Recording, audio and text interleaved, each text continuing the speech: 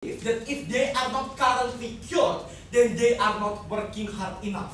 Or if they are currently not cured, then it means someone is not loving them or they do not receive enough love. However, we think it was never their burden to cure themselves. It is never their burden to find someone else to love them and get through their love, they are magically cured. It is supposed to be the burden of society to help them because they don't have the capacity. However, these arts allows them to believe that eventually somehow they have to take the action of curing themselves further. Why is this wrong? Because regret, remorse are the things that make mental symptoms worse.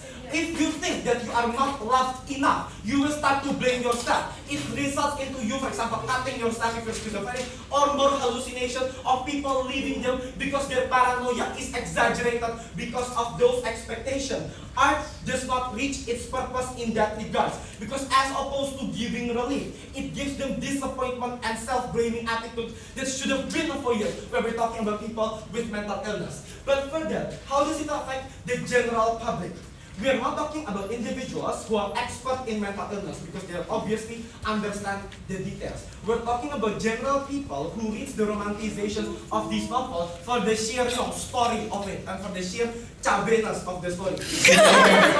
The romanticization shows the false idea that people with mental illness will be cured eventually by simply giving them love or encouraging these individuals. However, you need to understand that it is hard for you to simply encourage people and expect them to get cured. It takes years of patience to eventually get people cured, if they will get cured, because some people eventually does not recover from their sickness. But you want to make those arts, given that the purpose is for people to consume, it has to simplify all of the process of curing these individuals, making general public believing that if someone does not get cured, then if that particular person is not working hard enough or is not having the love that they need. That results into people not having enough patience to deal with this patient. Yes.